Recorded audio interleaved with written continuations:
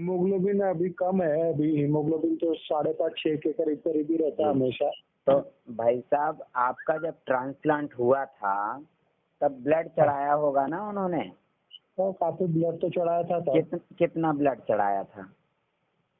तो उसके आइडिया तो नहीं है, पर तब हीमोग्लोबिन मेरा 12-13 के करीब करीब रहता था। हाँ, और डायलिसिस के वो ट्रांसप्लांट के पहले कितना था? ट्रांसप्लांट के पहले तो 5-5.5-6 के करीब करीब हाँ, था। तो भैया ये अपने आप बढ़ गया था ब्लड क्या 12-13? नहीं नहीं, अपने आप नहीं बढ़ा है। ब्लड उन्होंने चढ़ाया तो होगा ना? ब्लड सेल चढ़ाए थे। ब्लड चढ़ाया था। तो भैया किडनी को ब्लड की जरूरत है, ना तो डायलिसिस की जरूरत है ना ट्रांसप्लांट की जरूरत है। हाँ हाँ आप ये बता रहे हैं कि किडनी खराब हो गई थी। हाँ तो हाँ। भाई साहब किडनी खराब हो गई थी जो वो निकाल दी बाहर की अंदर ही है? वो तो निकाली नहीं है, वो तो अंदर ही रहती है तो दोनों हम कैसे मान लें कि किडनी खराब हो गई थी?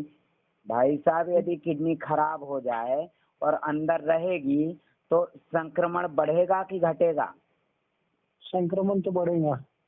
लेकिन किडनी खराब हुई नहीं, हम मानते ही नहीं है कि किडनी खराब हुई। भैया ब्लड कम हो गया। अरे ना उस वक्त खराब हुई थी ना अभी खराब हुई है। किडनी खराब होती तो इंसान जिंदा नहीं रहता। कितने साल पहले ट्रांसप्लांट हुआ था? 8.5 साल पहले हुआ था। 8.5 साल पहले हुआ था और किडनी खराब हो गई थी तो दूसरी किडनी लगा दी। वो तो अंदर ही है ना। तो भैया खराब किडनी अंदर रहेगी तो बताइए पूरा शरीर सड़ जाएगा कि नहीं? हमारा यदि पैर गलने लगे तो काट देते हैं कि वो खराब है, दूसरे ऊपर तक चढ़ा देगा। एक अंग खराब हो जाए काट देते हैं। वो तो बात बराबर। उंगली भी यदि खराब हो जाए सड़ने लगे तो काट देते हैं, नहीं तो हाथ काटना पड़ेगा। वो तो बात बराबर। तो किडनी खराब हो गई और अंदर पड़ी हुई है, ये बात तो हजम नहीं हुई। वो थोड़ा सा वर्किंग करती होंगी। अरे भाई थोड़ा नहीं पूरा करती है। पहले ब्लड नहीं था, 5-6 पॉइंट था तो वो ब्लड नहीं था तो क्या वर्क करेगी भाई? ब्लड को ही तो छानेगी ना किडनी। वो तो बात बराबर। तो उन्होंने ट्रांसप्लांट के नाम पे भर्ती किया होगा तो ब्लड चढ़ाया होगा। तो आपका ब्लड का लेवल उस वक्त भी 20-22 डायलिसिस हुए मेरे। अरे भैया मैं उसकी बात नहीं कर रहा हूँ। ट्रांसप्लांट के समय आपको भर्ती किया होगा तो ब्लड चढ़ाया होगा ना? हाँ ब्लड चढ़ाया। तो 12-13 पॉइंट ब्लड आसमान से तो आया नहीं था आपके अंदर। वो तो बात बराबर है। चढ़ाया होगा। हाँ जी हाँ जी। हाँ, तो 5-6 पॉइंट ब्लड था और आपका 12-13 पहुंच गया तो ट्रांसप्लांट के बाद अपने आप बन गया कि आसमान से आ गया? नहीं उन्होंने ब्लड सेल लगाया तभी बढ़ा वो। अरे भैया फिर इंजेक्शन से ब्लड बनता ही नहीं है। नहीं इंजेक्शन से तो बनता ही नहीं। अभी अरे बूस्टअप होता है भैया। जैसे हमारी गाड़ी है रिजर्व पेट्रोल होता है ना, जब बंद पड़ जाती है तो रिजर्व में लगा देते हैं तो चलने लगती 30-40 किलोमीटर चल जाती है। ऐसे ही हमारे लीवर में रिजर्व ब्लड होता है इमरजेंसी के लिए 1/4। तो वो इंजेक्शन दे के बूस्टअप करते हैं, लेकिन 5-6 पॉइंट से 12-13 नहीं पहुंच जाएगा इंजेक्शन से। नहीं पहुंचता। तो फिर अभी कितना है ब्लड आपका? अभी होगा 6-6.5 की। डायलिसिस चल रहा है ना? डायलिसिस चल रहा है हर 4 दिन के बाद में डायलिसिस। कितने समय से चल रहा है वापस से डायलिसिस? अभी 7-8 महीने हो गए, जुलाई महीने तो से चालू भैया है। आपका ब्लड कितना है अभी बताया? 6-6.5 तो होना फिर पड़ेगा। इंजेक्शन क्यों नहीं लगवाते हो? ब्लड बन जाता है इंजेक्शन से। तो इंजेक्शन तो हर डायलिसिस के ऊपर लगाते ही है लग रहा है तो भैया 12-13 क्यों नहीं पहुंचा? पहले जब 5-6 से 12-13 पहुंच गया इंजेक्शन से तो अभी भी पहुंचना चाहिए ना? नहीं पहले का इंजेक्शन से 12-13 वो तो। अरे भाई वही तो मैं बोल रहा हूँ कि ब्लड चढ़ाया होगा ना। हाँ जी ब्लड चढ़ाया। हाँ, तो ब्लड चढ़ाएंगे, जब ब्लड का लेवल बढ़ेगा किडनी में ब्लड जाएगा, किडनी छानेगी। और ब्लड नहीं होगा तो नहीं छानेगी। वो तो बात बराबर। ब्लड का लेवल वो बढ़ने नहीं देंगे, बोलेंगे डायलिसिस कराओ, एक बार और ट्रांसप्लांट करा लोगे। नुकसान उनका होगा कि आपका? नुकसान तो अपना ही है ना, परेशानी तो अपना भी जगत में है। तो मेरे यहाँ पे पवन जी हैं, उनको यूरिन 50 ml से कम आ रहा था, अब पहले से ज्यादा आने लगा, और डायलिसिस मैंने बंद करवा दिया। एक बार ब्लड चढ़वाने भेजा था बस, ब्लड क्योंकि एकदम से नहीं बनता है, तो ब्लड चढ़वाया आपके था। सर हमने वो यूट्यूब के ऊपर में बहुत सारे रिव्यूज देखे हैं, तो अभी हमारी तो भी इच्छा अभी हुई कि आपसे परामर्श लेना चाहते हैं हम भी। आपको बता दूं, मैं अकेला काम कर रहा हूँ, 24 घंटे काम करता हूँ। कुछ लोग पहले डायलिसिस बंद हो गया था कुछ लोगों का, और मैंने बोला था मांस मटन नहीं खाना है ना, लेकिन उनकी टपक रही थी लार, तो वो खाने लगे, तो वापस से दवाइयां खाना शुरू कर दिया, फिर वापस से डायलिसिस पहुंच गए, तो मुझे बदनाम कर रहा है। लेकिन हरामी लोग अपनी कमजोरी नहीं बताएंगे, अपनी गलती नहीं बताएंगे। तो किसी का 2 साल डायलिसिस बंद रहा, किसी का 3 साल रहा, लेकिन हरामी लोगों को लार टपक रही थी। अब यहाँ 2 साल 3 साल बंद रहा, बिना ट्रांसप्लांट के, बिना डायलिसिस के, बिना दवाइयों के, तो कैसे रहा? तो बोले वो तो फिर शुरू हो जाता है। अरे भैया, तो हरामपंथी क्यों कर रहा है? जो मना किया वो मना किया है, वो मत लो भाई। 2 साल 2.5 साल 1 साल कैसे बंद रहा? इसी नियम से रहा ना बंद।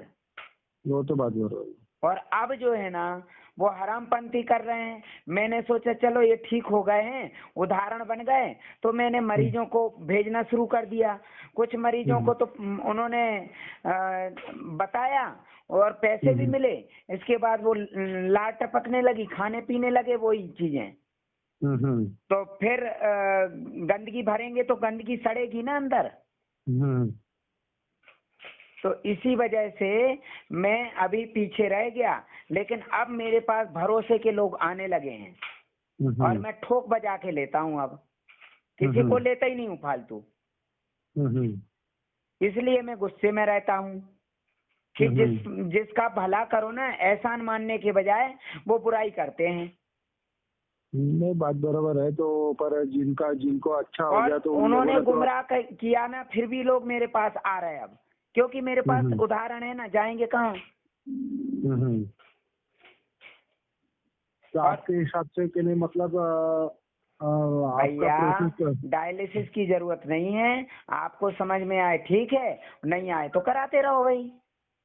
आपको अभी मैंने आपको बताया भैया, बताया मैंने कि किडनी को चाहिए ब्लड छानने के लिए, और ब्लड होगा तभी तो किडनी छानेगी, और ब्लड नहीं होगा तो कहाँ से छानेगी भैया? ब्लड तो चाहिए ना छानने के लिए। वो तो बात बराबर सवाल है। और ब्लड नहीं होगा तो छानेगी क्या? वो तो बात बराबर। तो यही तो बोल रहा हूँ, आप रिपोर्ट उठा के देख लो, उस रिपोर्ट में लिखा हुआ है स्पष्ट, 13 पॉइंट से 17 पॉइंट के बीच में ब्लड होना चाहिए स्वस्थ होने के लिए। जैसे ही आपको डायलिसिस ट्रांसप्लांट किया, ट्रांसप्लांट के नाम पे ब्लड चढ़ाया, 13 पॉइंट के ऊपर पहुंच गया, वो जो किडनी लगाई वो तो फॉर्मेलिटी के लिए लगाई है, पैसे हड़पने के लिए। उसके नाम पे आपसे पैसे लिए गए, वो किडनी बदलने के लिए, किडनी बदलने से ठीक नहीं हुए आप भैया, आपको ब्लड का लेवल बढ़ाने से ठीक हुए थे आप।